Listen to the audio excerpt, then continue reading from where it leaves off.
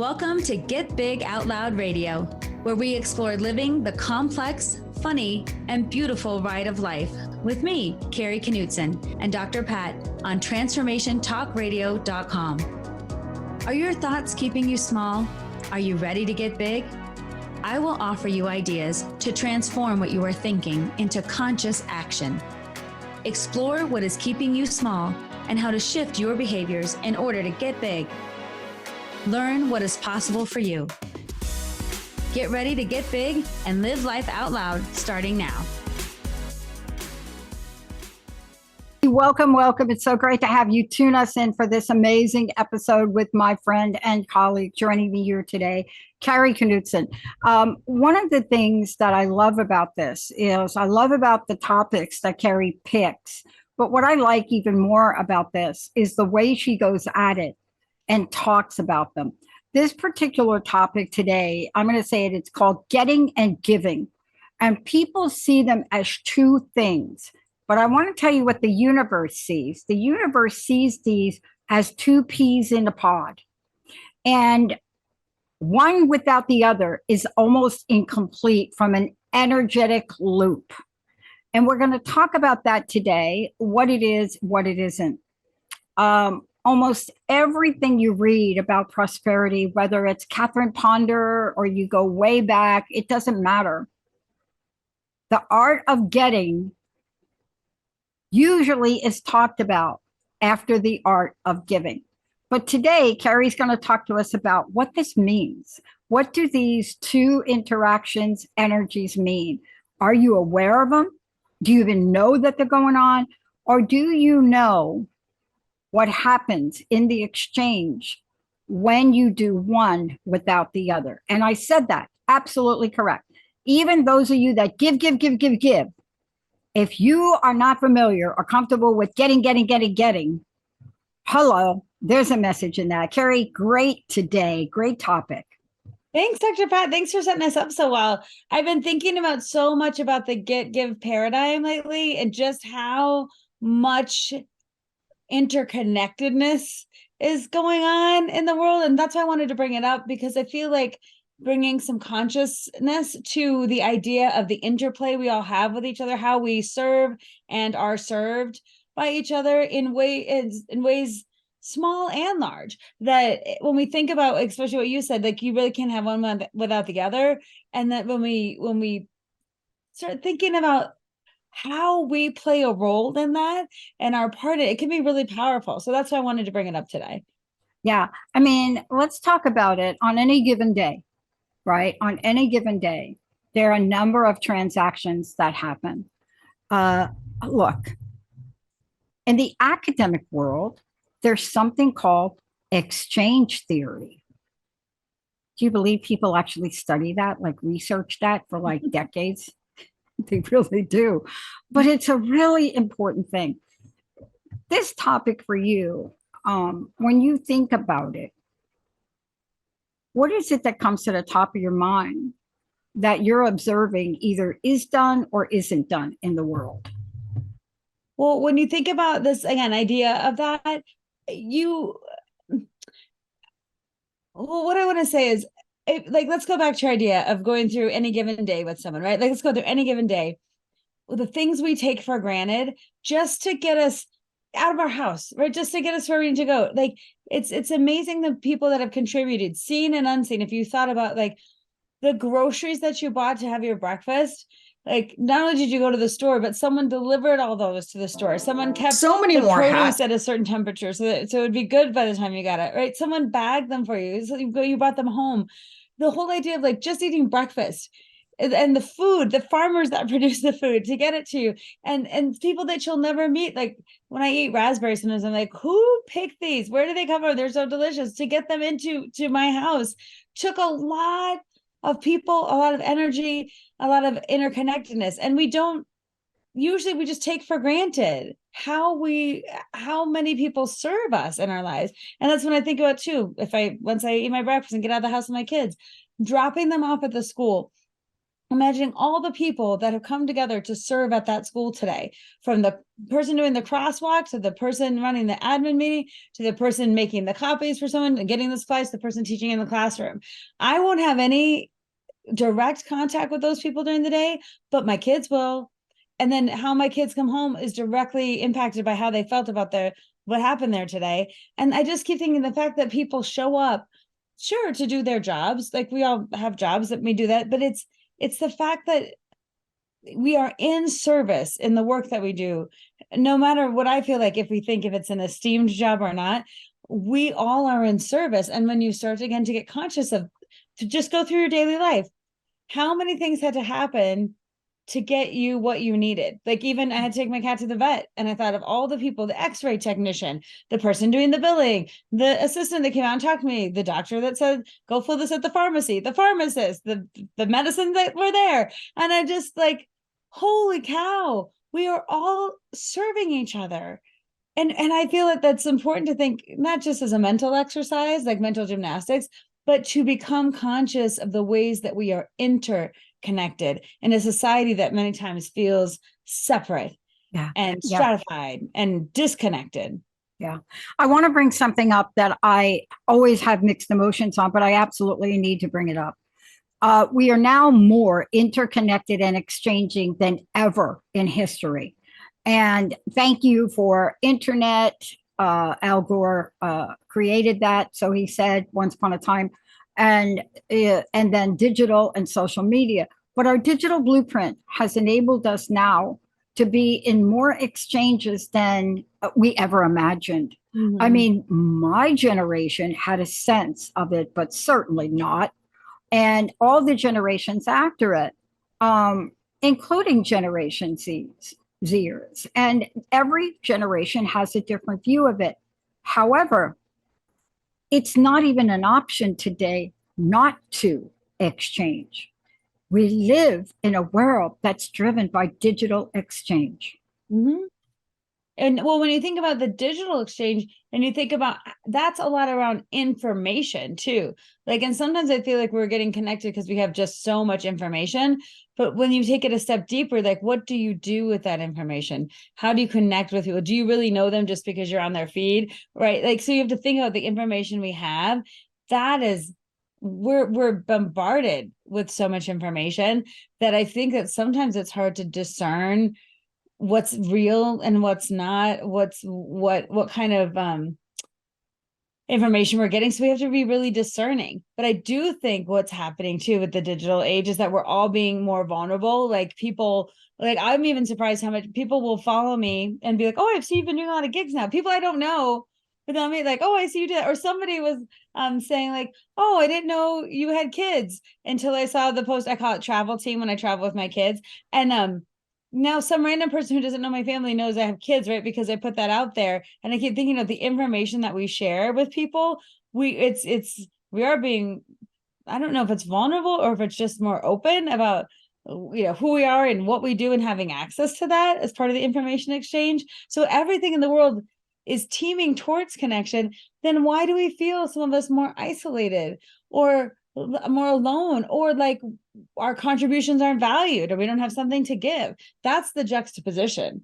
That's why I wanted to bring it up too, because in a world that's teeming with connection, why do some of us feel isolated? Why do some people feel lonely? Why do some people feel less than or just Yeah. So what you're bringing up, I love that you're bringing this up. You see, in the digital world, the part of the equation that many people don't think about is one of your areas of expertise, emotional intelligence. Mm-hmm. We don't bring it up. Okay, I am guilty of this. My team will tell you, when I'm in a hurry, I am banging out a Skype message, right? Because I'm in between a client over here on one ear telling me da da da da da, and trying to get it fixed, right? And so when you're in the middle of that, you don't slow down to say, dear Emily, do you think? No, we're like, hey, please make sure TTR is working. Something, right? Right. But yet I have a level of awareness that I know better. My concern is we're grooming a level of communication where we have people that don't know better. They don't know to stop and say, "Dear Emily, dear Sierra," or "Hi Sierra, hi Emily," right? You Mhm. know, blah blah blah, like that. We don't do that. And so what happens when we don't do that though, Kari? So let's go back to your question. Yeah, well, you're talking about, right, the niceties and the kindnesses and the humanizing of people, the Ooh, humanizing. And that part is so vital. And that's why when we recognize, I think in your situation you're talking about, like sometimes you do just have to be like, I need this done. And you just have to be direct. But if you're that way in your whole life without some of the niceties of the recognition of, hi, I see you, that you're a person. Thank you for your service, right? Whatever you're doing for me, but like that I see you as more than a function, right? More than what your function is. And so that with emotional intelligence comes up a lot of times is, how are we self-aware about how we're interacting with others? And that's why I brought this topic up too, is because I feel like we take for granted and we other people in a way that we lose their humanness. We don't recognize the mailman is a person doing a job. He's a person doing a job, right? And so when my mail gets delivered, it's actually been sorted by somebody else, loaded in a truck by someone else, and then yeah. the last guy. And but you think, do we know our mailman's name? Do we know anything about them? And the craziest thing is, when I stayed home when my kids were little, I did get to know the mailman Yes. because I was home, right? So we'd like wait for Dan every day. When's Dan coming by? And then we'd share like a simple nicety, like, how you doing today? Thanks so much. Appreciate it. Or when we're getting out of the car, we're like, hey, no need to take it up the steps. We got it. Hope you stay cool today, or be sure to button up, or just something to connect it to a human being is doing the job. And that small connection, knowing his name, sharing a few little quips or whatever. He's like, oh, the baby's really growing, or whatever he said. I got upset when I thought he was off the route for a while because a new guy was coming, and I was like, where's Dan? He's like, he went on vacation. He'll be back. Right. Exactly. It's like the new person is like, okay, Dan's not even gone and they don't like me. Right. But it's part of what you're saying is, and let's just talk about this for a minute because we are talking about giving and getting. That is the topic for today. And I want to say that this is a reoccurring theme in almost every part of psychology, but every part of also research. We don't call it giving and getting. Academic schools have a lot of names for it. I mentioned exchange theory. However, for 10 years, I studied psychological contracts, and they are at the top of the psychology, what do you want to call it, food chain for describing promises and obligations between two people and expectations. And it's interesting because your reaction is, where's Dan? Where is he? Right? Like what happened to him? Because you have an expectation, you have a concern. But in every day of our lives, we have to become more conscious about the reality of how we enter the energy zone of giving and getting. It is an energy zone. Psychological contracts are very easy. Big fancy word. I'm saying what they are promises, right? Talk about the everyday reality and what we need to know to get better at this. Well, that's why thinking about it is the first step in raising your consciousness. Like thinking about the people who you interact with every day, directly and indirectly, and doing a simple exercise to not only, I think, bring consciousness, but potentially empathy and humanizing them, humanness, I guess what I'm trying to say, to different situations, so that like next time you're upset about the truck driver, right? Oh, the trucks are all on the road and they're backing everything up. You think, well, maybe that truck is delivering something to a store. Well, I might purchase it, or someone else might, or it's providing needed things to somebody somewhere, right? So you have some empathy for that. Or you think, next time your order doesn't come out quite right in the kitchen from a restaurant, and you think, a person did this, not a robot, so they might have made a mistake, right? Or they made it. Or I even think about too, I never meet the chefs at places where we eat. They don't come out and be like, how do you like it? We always tell the waitress to tell the chef, like, this was so amazing, right? And so making conscious connections between what you are getting in your day-to-day life and who is giving it to you is a first real step to thinking about not only other people serving you, but then having empathy for the humanness of it all. Because 99 times it will go right, and then the one time it goes wrong, we get all crazy about it. And we, instead of thinking about most of the time things go pretty well. Like, I think this every time I go to an airport. I literally, between the time I booked the ticket and got on a plane and get my luggage, how many people have helped make my flight happen pretty much on time? Pretty much, like, I'm just astounded by it. And it makes you feel more gratitude for the world and less judgment. And then once you start doing that, the other part is, then how am I contributing to this? And why is it important for me to show up with consciousness about how I'm giving? Because no matter what your job title is, and no matter what you do, you are still part of the human cycle of giving and getting. So is it the smile you give to someone on the street? Is it the door you hold open for someone? Is it the way you manage a problem at work and help someone feel respected if it was difficult? Is it the time you took to talk to someone? Is it the pride you took in the project proposal that you did? Is it the way you went out of your way to create something new or interesting or beautiful? Like, whether it is if you painted a picture or made a dinner or interacted with a person, what was it that you contributed and what did you give? And so I feel like as you bring consciousness to your interactions, and you not only to what you're getting first and be like, whoa, there's a lot of people helping me get through my life, then also how am I helping others? And that's a great way to feel about, I'm part of this too. Like, I have something to offer regardless of my job job. It's more about how you show up in the world. Oh, Dr. Pat, you're on mute. I'm just on mute because I got everybody's blowing leaves here because what time of the year is this? But again, this is another thing. I'm really more aware. You and I are having an exchange. So I mute myself. Why? Because I'm aware enough to know that I've got a very efficient person out here that's doing a really great job, because where I am in New Jersey, unlike where I live, a lot of the trees here have leaves that fall. But you see, there would have been times in my life where I wouldn't have been that aware, and I wouldn't have been thinking about the extra sound that may be picked up or not picked up. But see, these are small things we're talking about. Look, service and service industry workers are on the firing line every day. They really are. Whether it's on a plane, I had such an experience on one of my flights because I've been coming back and forth to New Jersey. And let me just tell you, you tell me where this fits in. Tell me. I flew first class because my friend tipped me off on how to go online at the last minute and look for first class tickets that cost only a few dollars more than what I paid for the regular. I don't even understand the airline process.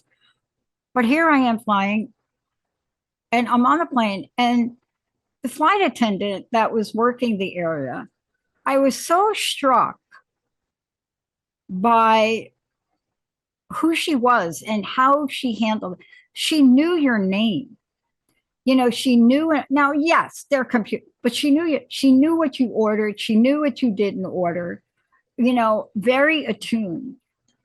And I shocked her because in one exchange, I said, oh, by the way, what's your name? And she said, Rebecca. And she looked at me so oddly and she says, no one has ever asked me that. And you never have a moment with someone where there's something that happens energetically, right? I mean, if you're going to call me by my first name, I'm not going to call you, hey, like, I'm not going to be like that. But there was something about that you could tell hit her heart. See, I think that's what you're talking about today. Right now, for me, I'm in the communications business, and if I don't know your name, that's just weird that I don't ask. Right now, at ping pong, I got to ask them 100 times because I can't keep track of everybody. But I did remember Horace's name, But I think these are the nuances you're talking about that we can implement in every aspect of our lives, Yes, I mean, just every exactly exchange, that right? beautiful moment that you said, and what's your name, right? And And first what's of all, your name? noticing how you felt by her calling you by name, noticing how you felt about her extra care, right? Noticing you being seen and humanized, and not just Yeah. A13 over there who wants her ginger ale or whatever, right? You personalize, you humanize that, because we're all part of the human system of getting things done. So when she did that, and then you recognize it, and then you said, what's your name? The reason she probably was so touched is she thinks of herself as being of service in that way. And that's part of what she does, is ask names and do that. And she takes pride in that. But how often does someone turn around and be like, well, what's your name? Right? Because it might see her as, oh, that's stewardess. That's a stewardess. Like, we become our job titles many times. Like, so the stewardess, the mailman, the trash collector, the I don't know, the grocery clerk, the doctor, the lawyer, whatever you want to be, the teacher. And you're a person doing a job. You are not your job. But we tend to treat people like their jobs, which is interesting, because sometimes that's why people, like, when you think about, would you call your doctor Joe? Hey, Joe. Or do you say, hey, Dr. So and so? Right? Like, we have a kind of status in our society about who gets who, how we use someone's name or not, or if we use their credentialing when we talk to them. We sometimes, I think specifically with that, we do that. We have a hierarchy, but that's still a person doing a job. They are not their job, but we kind of, we other each other in society. And so if I'm, let's say, I don't know, if I'm at a party and I meet somebody and I'm a therapist and they're an engineer, I might be like, whoa, we got nothing here. I got nothing with science. I got nothing. I know space, people put things, satellites. But like, if I had to think about your job, we might have nothing in common, right? But if I thought of you as a person, we might have endless things in common. But you know what we tend to do? Again, this is a way of othering people in our society. The first thing we say is, what do you do? What do you do for a living? What Oh, do I you do? know. Instead of, and this is an interesting thing in the deaf community. So I'm part of the deaf community. You never ask that in the deaf community, but you ask, where are you from? And the reason you say, what's your name? Where are you from? In the deaf world, everyone's looking for connection. How do I Yeah. know you? How do I know who lived where you lived? Did you go to this school or that school? The first thing is about connection rather than separation. And the way we do it in the hearing world is more about separation than connection. So you have to overcome the natural inclination to be stratified. Like, are you the stewardess and I'm the passenger, or whatever? And you have to be like, and what's your name? Again, humanizing, right? Even a smile, or saying thanks for the great service today, or like, I appreciate everything you did. Or I'm thinking about, I had an interaction at the FedEx store with this woman who was so lovely. She was like, hey, when you send your stuff in, I don't know if you know this, but I'm fixing it for you because you're checking off the wrong size box, Right. whatever. And I, oh my gosh, thank you so much. And I said, and what's your name? She's like, why does that matter? I'm like, well, because I want to say thank you, Amy, or whatever your name. Like, thank you for taking care of me. And I left feeling so, I can't believe the interaction at FedEx with this woman named Amy made my whole day. I was like, someone made it right for me. So when I go to my presentations, you know who has the best handout ever? Me. And you know who helped make it? And you know who helped produce it? Linda, who like made it all beautiful, like, and all the things that went there. But I just thought about that interaction when she said, why does it matter? I was like, well, I'd like to say thank you to you. Like, thanks, Amy. Right. And so it's the small Yeah. things, like this, like my FedEx experience, humanizing people and recognizing we are not our jobs. We are people doing Yeah. jobs. And Yeah. instead of finding ways to disconnect, humanizing and naming things, and all our ways of well, how can I connect with you? That Yeah. should be the goal. All right. When we come back, we're going to talk about, we're going to give you some examples. And Kari and I know enough about each other to know that if I come up with a pop culture horror movie reference, I know not to say, what do you think of that? We know we've been doing this long enough, but yet I know that about her. And as many times as I do it, it's wonderful to see how she recognizes that and just plays along. But we're not going to do that when we come back. We've got some real examples of when I get and when I give. And the reason we want to do this with you all today is as Kari walks us through these examples, and we got a lot to share with you. I wonder if you have any, 1-800-930-2819, because there are things that you learn to do that maybe you've forgotten. There isn't a day that goes by that I don't remember to say to my best friend who I'm here with, I love you. And the reason that that's important to me is because I was reminded of how precious she is to me because I almost lost her.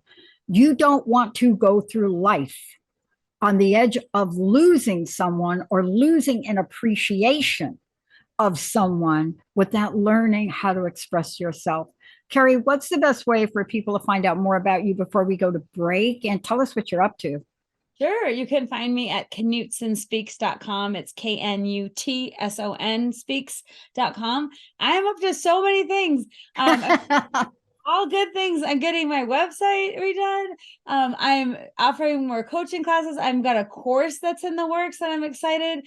And I started doing a class on Train the Trainer to help people who want to be, have their own curriculum. They want to be better speakers. So I'm offering some new things, and it's just an exciting time. And as well as all my coaching work with small groups and individuals. So if you want to reach out to me, I'm at knutsonspeaks.com.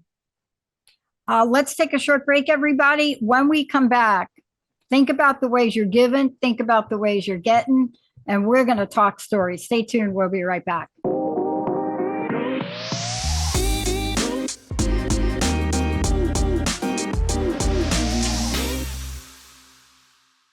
Hey, everybody, welcome back. Kari Knutson, Get Big Out Loud. We're talking about giving and getting.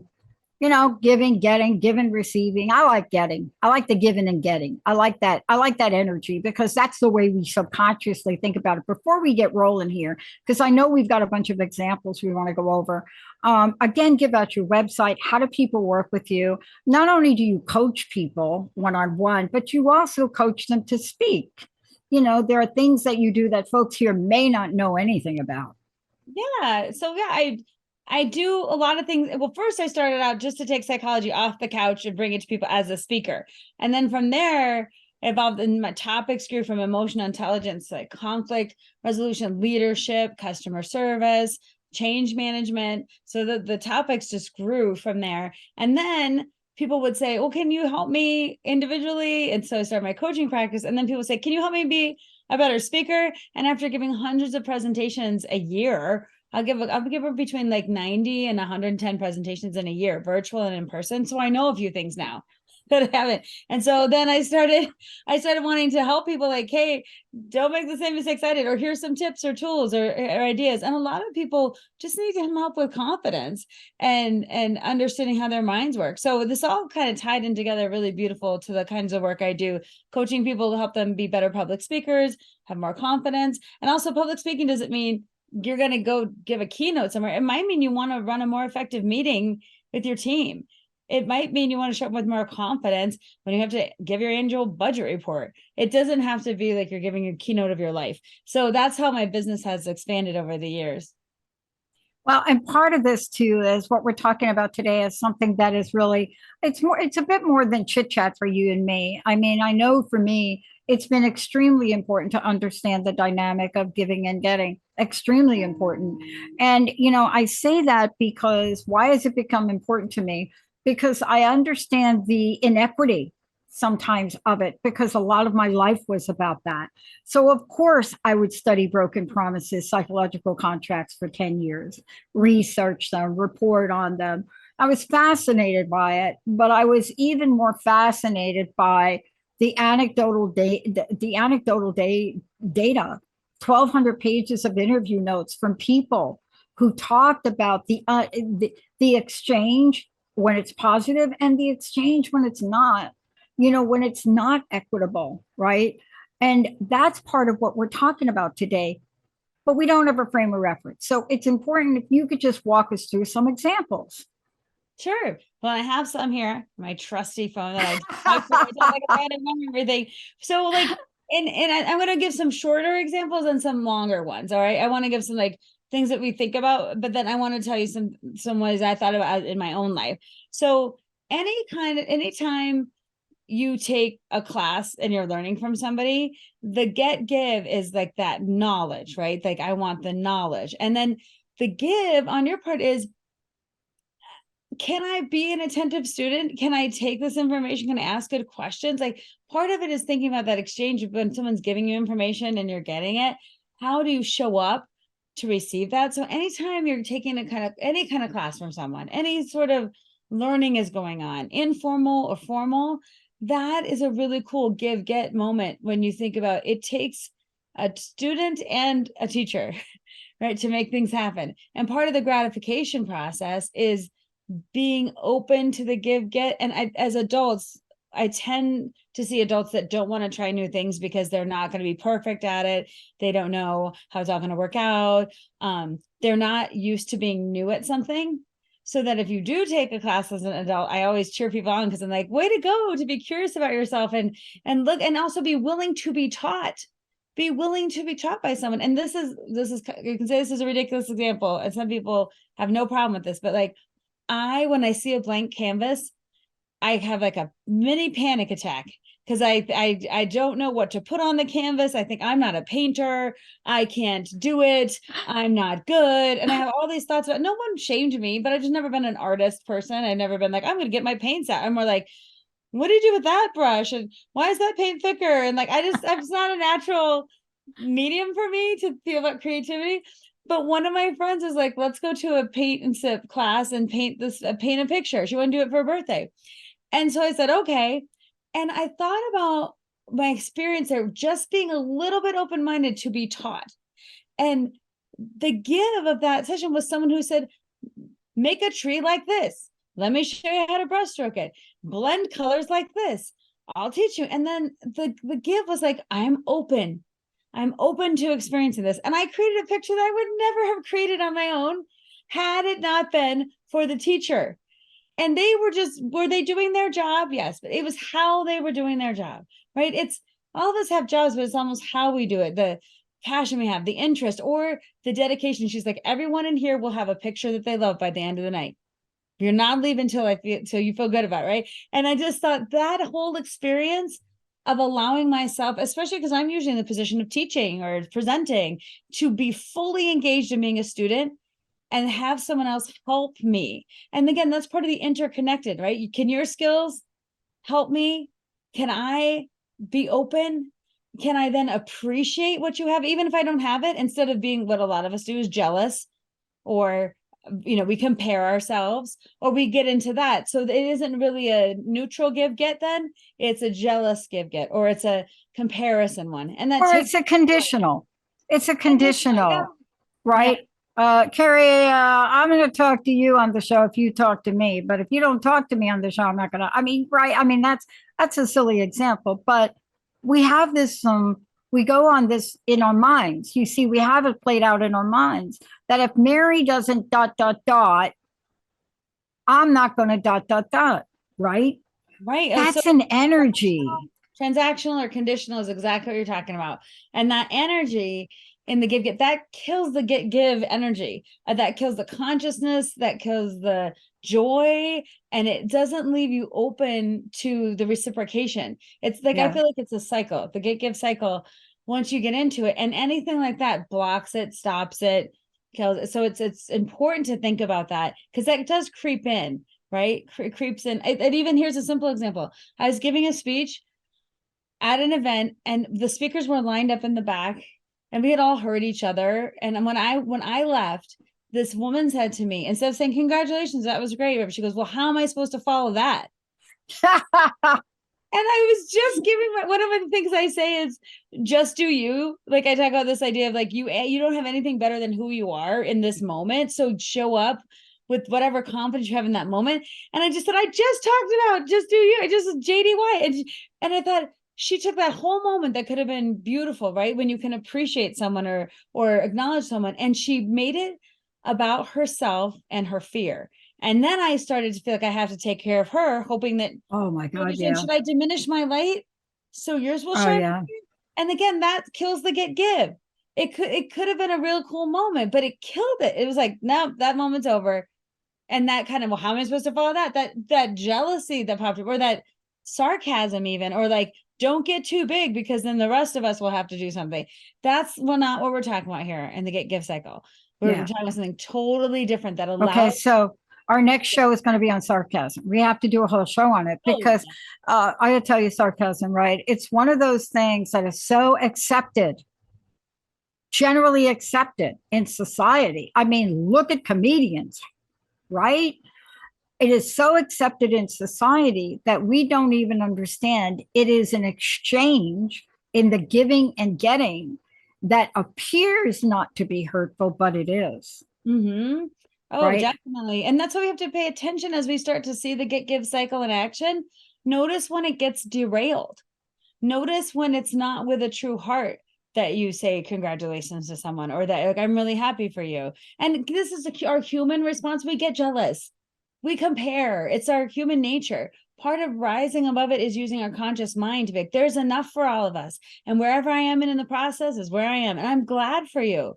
Right. Or I appreciate, well, good. But if I had gone to that art class and be like, I'll never be an artist, but you are. So no one should be. If I get, like, that would have been ridiculous. Right. But sometimes we do that in life, especially if we want something that someone else has, instead of being happy for them or hopeful, or like, I'm on my journey too. Like, that's the part of consciousness that will help us when those thoughts pop up, which they will. Yeah. Oh, I see you. I see what you're trying to do. You're trying to derail this. And this is part of abundance, acceptance, generosity, that kind of road we're trying to take over here, that sometimes we take a hard left turn into jealousy, comparison, overwhelm, not enough-ness, I'm broken, I don't have anything to offer. Like, that to me is a hard left. We don't want to go there. In sports, when I coached women in sports, I've coached people in ping pong, table tennis.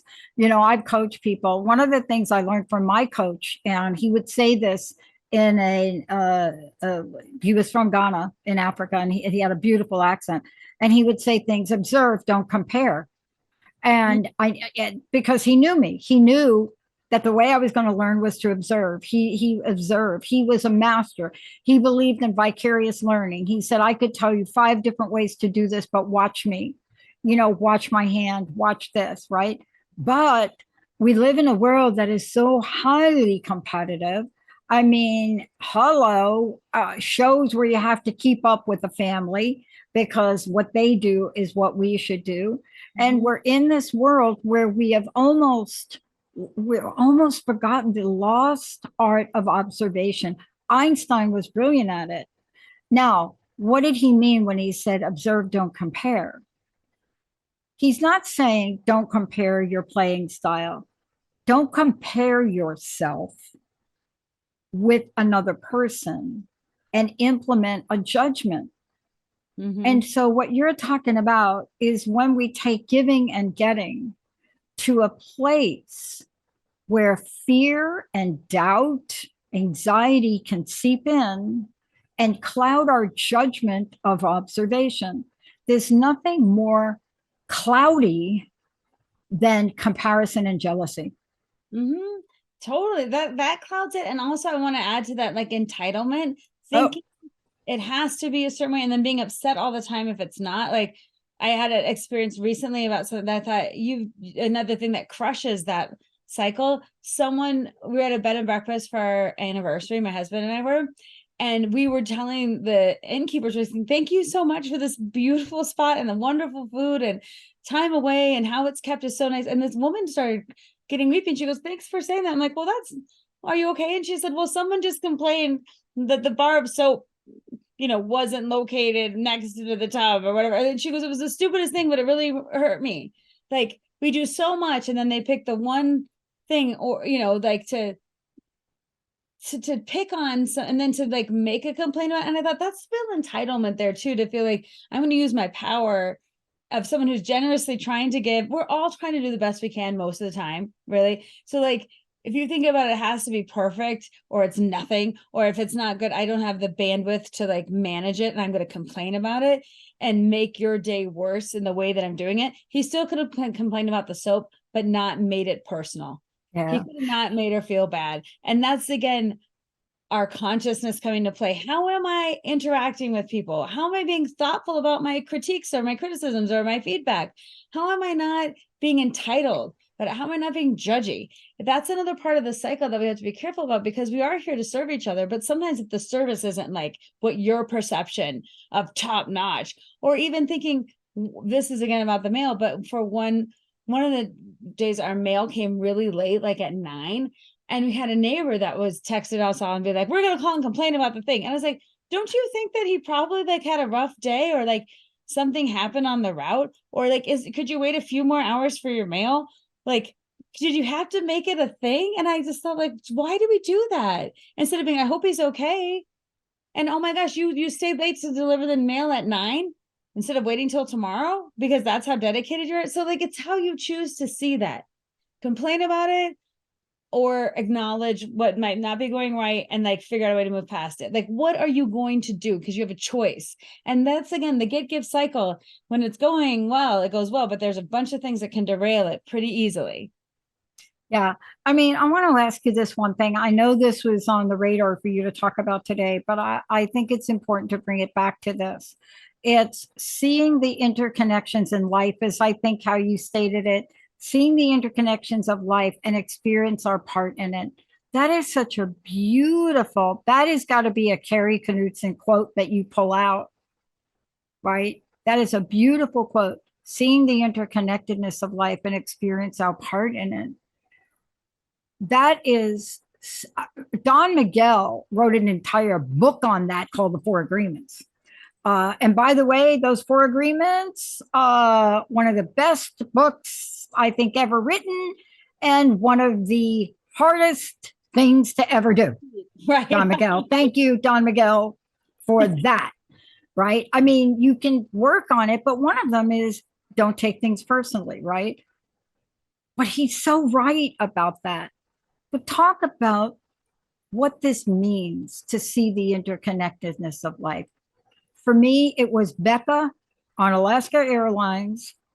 Great flight, great service, a lot of people on a plane, and very unexpected for me to get that to get on a time that I really needed it. Sure. And you don't know, that's the beautiful thing. And I would ask our listeners even to think about, when have you experienced the beauty of interconnectedness, at that moment of connection, of humanizing someone past their job title to how they were serving you or how you were serving them, like how you think about that. Like my thing was Amy at FedEx. And sometimes it's not even knowing someone's name. Like here's a reverse example. So I was giving a talk yesterday, and this woman came up to me, and my talk was on conflict resolution and effective communication. Okay. And at the end of the talk, she comes up to me with tears in her eyes, and she said, you have no idea how much I needed that today. And I said, oh, I'm so glad it was helpful to you. She goes, no, it wasn't helpful. It was like affirming. And I'm like, was there a conflict that you're doing? She goes, no, my son died recently from a drug overdose, and I'm having an internal conflict with like how I'm showing up and how I'm communicating. And some of the things you said today, I couldn't hear in another way. And it also made me think I need to go talk to someone about this, because you're a therapist, and I've always not liked therapists, but then I don't know why I don't like therapists. But if you're one, maybe they're okay. And I was like, my whole function has been achieved today, right? Because one of the reasons I wanted to be the therapist who goes and talks to people is to have people get a different view of therapists and see them as accessible and people you might want to talk to. And then the fact that this woman told her big secret, sad, awful thing in that moment and told me about it. She told me, and I thought my purpose of giving the presentation was, when I got out of bed, was like, I'm going to give the best presentation I can. You never know how your words are going to land. And she said, thank you for taking the time to talk with me. And I just stayed for like 5 extra minutes, and we had this conversation, and then we hugged, and then I left. And I thought, that is the most memorable thing I will do today, is connecting with this woman on a topic of conflict resolution and communication in a presentation versus the human connection. And it was so powerful. It was so powerful. And I thought, I'm living my purpose right now, and I'm being of service. And I'm so happy to be of service in that way. And to have the get give cycle played out like that Mm. is a gift. And that's why I want to encourage people, don't take it for granted. Look for it, cultivate it, think about it, think about your role in it, you giving to others and you getting from others, and doing it with gratitude, consciousness, love, acceptance, and thinking about humanizing the people doing the jobs. We are not our jobs, we are people doing jobs. Yeah. And if you can keep that in the forefront of any interaction, then has an opportunity to be something really, really special. You just hit on something. I just got something from what you said, and oh my God, what a blessing it is that you shared that story very unexpectedly. Because Kari, we're in a battle. Myself, Linda, have been helping her sister with this ridiculous lawsuit that may happen on this abusive developer that pretty much took her home. And there's been this exchange back and forth with attorneys, and I didn't understand what was happening underneath it. I mean, even Linda replied to one of the attorneys saying, please don't take this so personally. What are you taking this?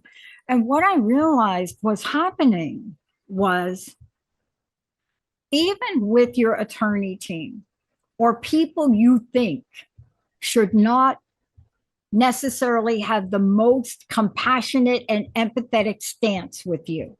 Mm-hmm. Now, I'm not going to put, my CPA is great, so he doesn't get put in that category.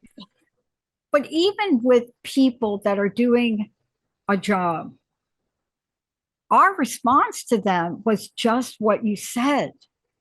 There was no connectedness. There was no conversation about how difficult this is for Karen, how the decisions are, that we're going to fight for her. None of that. That was the missing link, because had that had happened in every email that's came to us, even with the good and the bad news, Mm-hmm. Linda and myself would not be so fast to have a reply email back. You see, these are the things that lead the pathway to peace or lead the pathway to conflict. Yes. Yes. And that's a beautiful way to summarize why we even care about this in the first place. Are we sowing the seeds of peace or conflict? Are we humanizing people and making connections, or dehumanizing them and making it a transactional relationship about their job? Are we connecting with people and seeing how making inroads to connect, or are we othering them? And again, it's not about everything being perfect and always having it work out, but it is that human connection that enables us to solve problems, resolve conflicts, move forward in life, handle situations. And the fact that if it's underlying, if we know we need each other to make things work, we all are in service to each other to make this whole project work, to make this whole society go in this world. That is a profound responsibility and a great, generous offer at the same time. It's an opportunity and a responsibility. It is. Kari, thank you so much for today. I want to take a moment. We do these shows because this is not about doing a show or podcast about doing these things. This is about having a conversation so we can all learn, we can up level our human side of ourselves. Mm-hmm. We can understand the nature of who we are, the nature of others. I mean, Get Big Out Loud is about that for you. And you don't just do a show like this, you take this message out in the world. What beautiful stories you shared today. I want to take a moment again for you to tell folks how they work with you on the many planes that you are out there, because the risk you took to go all in to your career, your purpose, and your passion is exemplary. I mean, it is the thing that most people want to hear more about. Why should I take the leap? And you're a living example of, I took the leap and now I am in full service of the people that I connect with. And I want to thank you for that. And I get the benefit of that as well. Please give people your website and your personal message. What would you like to leave us with today? So if you want to contact me, I'm at knutsonspeaks.com. And I like to say I still answer all my own emails. So if you email me at knutsonspeaks@gmail.com, it's really me. And I love to be in service of the need of the group, not necessarily like, here's the 5 things I speak on and how I do it. I was like, what do you need? How long a time do you have? What outcome do you want? How can we work together? I love that the world of speaking, consulting, and training is all about being in service and collaborating with other people. So that's one of the things. And I feel like, to your point, yesterday's interaction, the talk was the talk, but the interaction with that woman like was the completion of the give get cycle for me in a way that was so profound and beautiful. And the way that if I wasn't thinking consciously of that, that might have been like, oh, that lady was sad and I maybe made her feel better and I hope it's okay. But it felt like I really gave something and then she really gave it back. And like, we did this. And I thought that's what I want my purpose to be. And that's why I want to be fully conscious of my involvement in the get give cycle and how I'm contributing or detracting and being aware of it. It doesn't mean you'll do it perfectly all the time. We're not asking for perfection. We're asking for intention. We're asking for effort, and we're asking to go err on the human side. Go towards the human side as a way of thinking about our deep and profound interconnectedness with everyone. And that will probably change. If you did that for just one morning, even, you might be like, whoa, it might have a profound impact on how you see the rest of your day. Yes, and I'm very grateful for the amazing service workers out here that are blowing all the leaves. They waited till we were finished. Thank you, guys. Kari, one more time, give out your website, and thank you for a great show.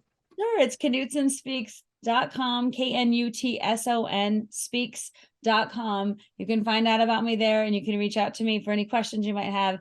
And then just my little closing, I want to say thank you.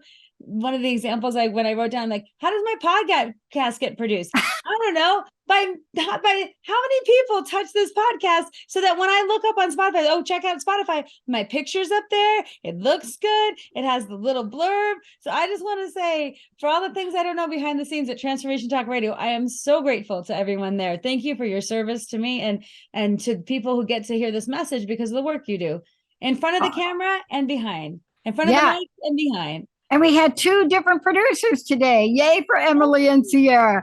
Hey, everybody. Thank you so much for tuning us in, turning us on. We'll see you next time.